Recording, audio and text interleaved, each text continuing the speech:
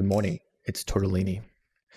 Today is a new patch, if you guys haven't noticed. Patch 7.35c has released, and if you want to listen to me break down the whole patch, you can feel free to check out my full video on my Torte de Lini main channel. But this is for those who want a summary of the big changes that stick out for me. And thanks again for tuning in. Now, let's talk about a little bit of the past, if you don't mind, 7.35b. If you want a kind of summary of what that's about, besides the slaying of Leshrac, it's essentially the bottom line is magic damage over time physical heroes and offlane Shiva's Guard Stampede were the main dominating force for this patch. More importantly, though, I would say that essentially last patch snuffed out any exclusive physical damage heroes this meta like Phantom Assassin or Terrorblade, in exchange for heroes that could deal mixed magic damage and physical damage, or heroes that could withstand that output. This is where I kind of talk about where the meta became sort of an anti-meta of itself, right? So heroes that would build, Plasma or Witchblade. Then came heroes like Dragon Knight, who could withstand that magic damage with his 64% magic resistance, do Mage Slayer and his Zag Scepter, or Slark, who I really hate, could regularly shrug off that DOT, damage over time effects, with his Dark Pact, Death Shroud, Shadow Dance, and Disperser, while having monster damage output throughout a fight. Meepo is another good example, right? Who could dig, Mega Meepo, use Disperser to withstand an onslaught of damage, only to come back and fight within one engagement or one timeline of a fight. So that's how I would summarize 7.35b in a sub-minute breakdown. Let's talk about what's changed in 7.35c. Well, let's get that page up for you guys here, although I'm sure you've already taken a quick glance at it. Besides making it easier for safe lane supports to stack, amen. We've also seen some really nice changes across the board. Excuse me, sorry.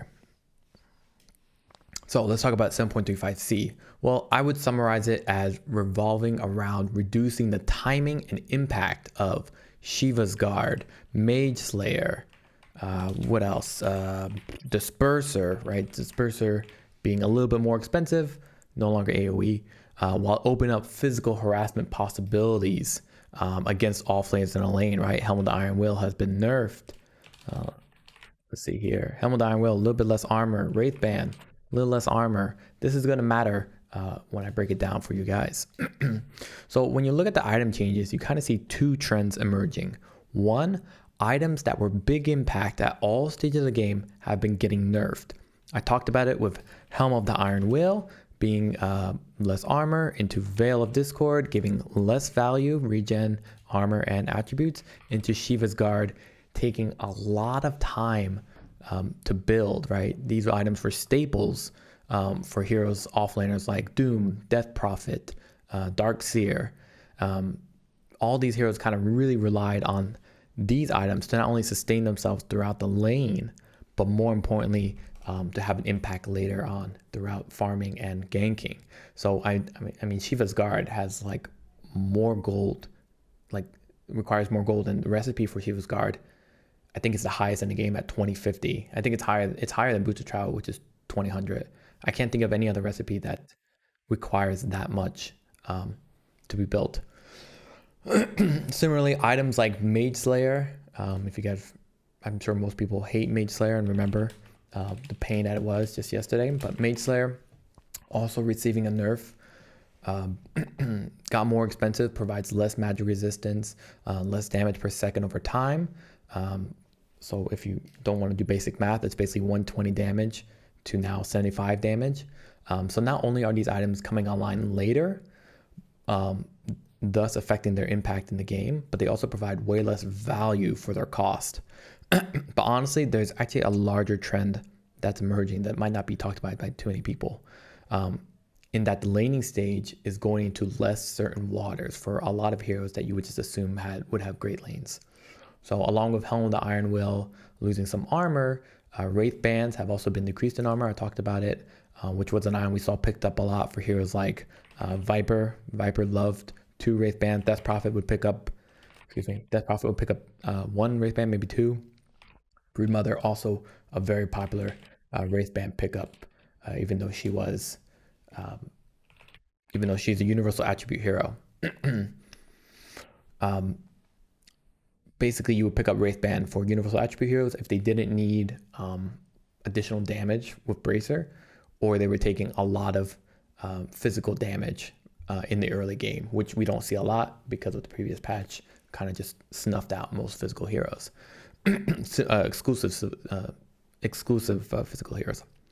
Similarly, Vladimir's offering, you can see right up here, has also been nerfed, but only for zoo-based heroes. So like Enigma, Beastmaster, who gets, these guys get less protection for the Edelins and Beasts because the armor is now more on the holder and not on the team or the units.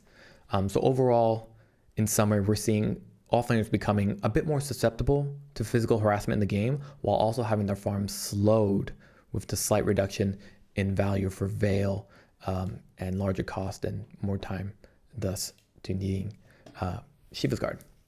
On the flip side, that Wraithband change also affects some position 1 carries that maybe you guys didn't consider, that were having too good of a time in the lane.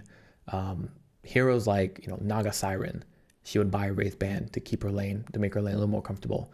Slark really needs a good lane. He also buys a Wraithband for the armor, also for last hitting. And then Faces Void. Faces Void regularly bought Wraithbands, and Faces Void even lost some base armor as well, right? So they definitely want to make Faces Void a little more susceptible to taking damage in the lane. And essentially, it's making harassing him with physical damage a little bit easier, and that's something he can use Time Walk on to reverse the damage.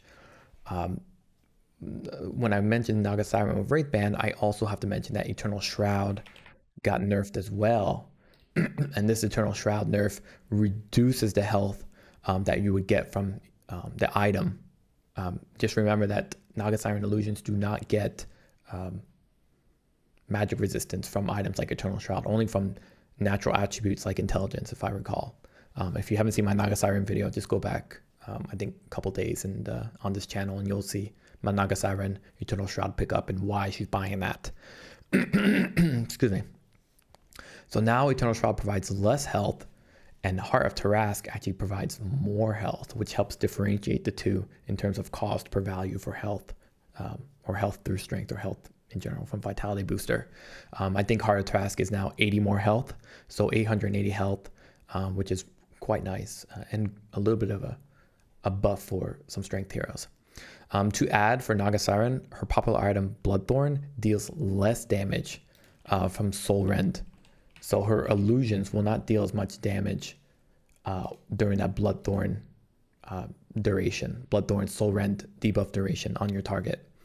But the cost is lowered to make things a little more desirable to pick up Bloodthorn regardless. So Clinks and Broodmother, they also really love that Bloodthorn coming online a little bit earlier because of its cheapness. Excuse me. So the second trend we're seeing that I didn't get to talk about until now is essentially strength heroes. The second trend we're seeing is an attempt to open up alternative paths to itemization, and thus potentially more heroes in the meta, right? Items like Gleipnir, the recipe cost has been significantly reduced from 450 to 250. Kaya Sanji also received changes, which I think is very nice for those who are looking for sustainability. Primal Beast off the top of my head. Heaven's Halberd also, everything coming from Sanji has been buffed a little bit, right? Evasion bonus has gone up. Health regen lifesteal amp has gone up. Recipe cost is a little bit cheaper, 50 gold less. Not that great, but these all have gotten slightly cheaper, for our friend, the Sanji portion of Sanji Yasha, Sanji, Kaya Sanji, etc. So in short, basically, they got a little more buffed in sustainability, which will also serve to counteract the effects of Mage Slayer and Witchblade and Prasma, where the duration will be a little bit less thanks to the status resistance buff, but also your health regen lifesteal amp helps counteract the damage over time issues that you're facing against these ranged annoying intelligence heroes like Puck, Storm, very popular. Storm Spirit, very popular. Winter Wyvern, even you would see Witchblade Parasma on her sometimes. Parasma also got a nerf, by the way.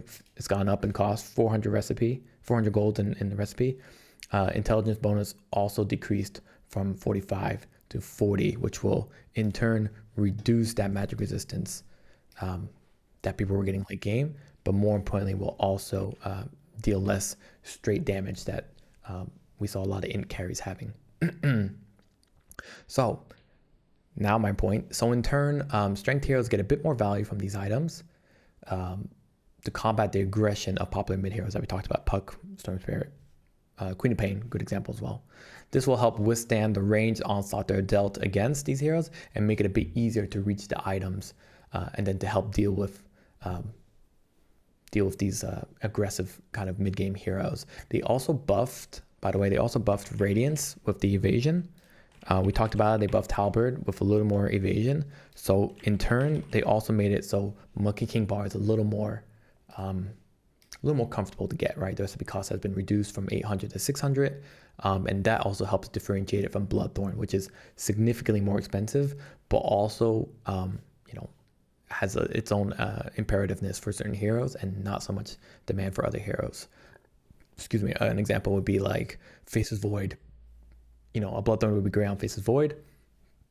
MKB is just as good if he wants to deal with evasion specifically.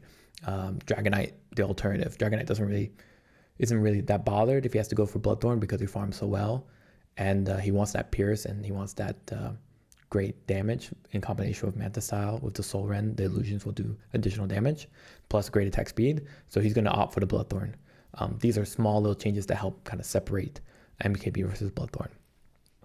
So let's move on to talk about heroes. So heroes, one of the first ones I want to talk about is Arc Warden. Arc Warden's a very interesting hero.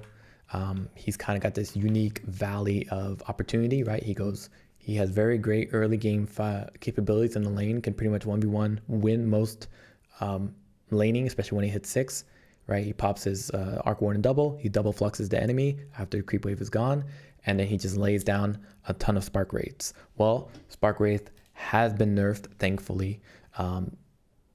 Makes Arc Warden just a slightly less annoying.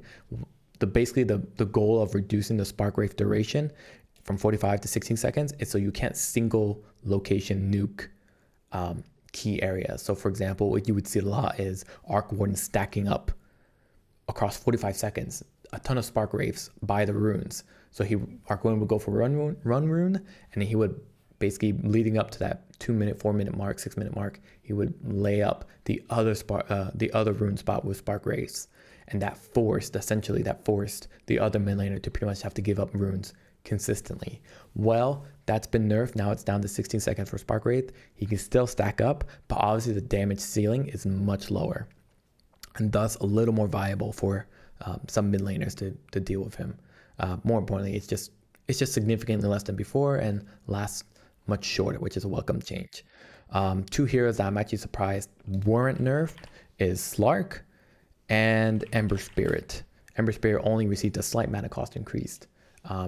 That said, while Ember Spirit has been significantly impacted from Shiva's Guard and Mage Slayer nerfs, heroes like Slark, I'm a little surprised that they didn't do more, just because of how incredibly slippery he still is due to the great dispels, the movement, but also revel in the damage he still earns from Mage Slayer, from Diffusal, from Disperser. Mage Slayer didn't have its attack speed nerfed, didn't have its intelligence nerfed. All it has is its DPS, damage over time, duration reduced, and its damage also reduced. But for Slark, that's not really that big of a concern because he's going to keep laying out the Mage Slayer against his key targets. And don't forget, Diffusal and Disperser are still very popular items for Slark and very easy to build. Disperser still gives one of the highest agility attributes in the game, about 5 more, I believe, than Butterfly, 45 to 40, if I recall. So another big nerf we saw here is Meepo. Meepo also suffered from a Disperser nerf, right? They pretty much the change for Disperser, if you don't recall, is that they made it no longer AoE. So Meepo, if he's grouped up together with his other Meepos, he can't just pop his disperser on him and move as a single battalion. He now will only affect the main Meepo, and the other Meepos will unfortunately still be affected by debuffs or slows, more specifically. However, they did make disperse a little more convenient to use. Now, let's say, if I am Faceless Void and I use my disperser on a techies, for example, then that will affect the techies and it will affect me regardless if we're together in the same AoE or not, because now there's no more AoE. We both get affected, debuffed, and buffed. Movement speed increase, movement speed decrease, dispel, mana burn eventually when I start attacking him. So let's talk about the hero that probably has plagued most of your pubs in the game, Nature's Prophet. Nature's Prophet, I feel, has personally been nerfed significantly. More specifically, Nature's Prophet has been nerfed where his kill threat is still there throughout the laning stages, but they nerfed his teleportation and nerfed his base damage. And Sprout obviously does less damage, and that will lead to him being a little less oppressive across the map cyclically. So what that means is that because teleportation has a higher cooldown, especially in the early levels, it means he can't rotate to different lanes to gank. He doesn't get that extra damage he would get typically from teleportation more often, because now it's a higher cooldown. And that means he will spend a lot more of his downtime in the lane harassing with Sprout and right click. Now Sprout has been reduced in its damage and his base damage has been reduced. So that means he's going to be less effective in the harassment during the lane. So overall, I think Nature's Prophet is going to still have a lot of what makes him great, but it's not going to be as effective as it was before.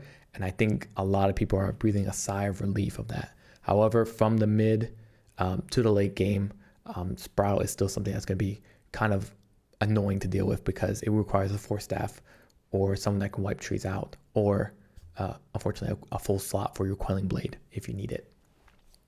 So let's talk about the last change here. Witch Doctor, Aghanim Scepter no longer grants True Strike. Now Death Ward still gives 50% magic, 50% accuracy, so it's not that bad. However, now with Death Ward, Aghanim Scepter no longer granting True Strike, it's a little funny because it was basically this position 5 hero with his Aghanim Scepter basically dealt pure damage to everyone. He literally wiped out any Agi carry late game, regardless if that Agi carry bought the BKB, a Disperser, or Evasion, or had illusions to mitigate the damage. Death Ward would just go right through that and completely wipe out most carries if anyone was caught out of position. So Death Ward no longer having True Strike at least made high ground sieges against Witch Doctor a little more capable for the enemy carry without having to fear what a late game position 5 hero could do the moment you step out of position, right? So really nice change. I think that's in general my summary for this patch.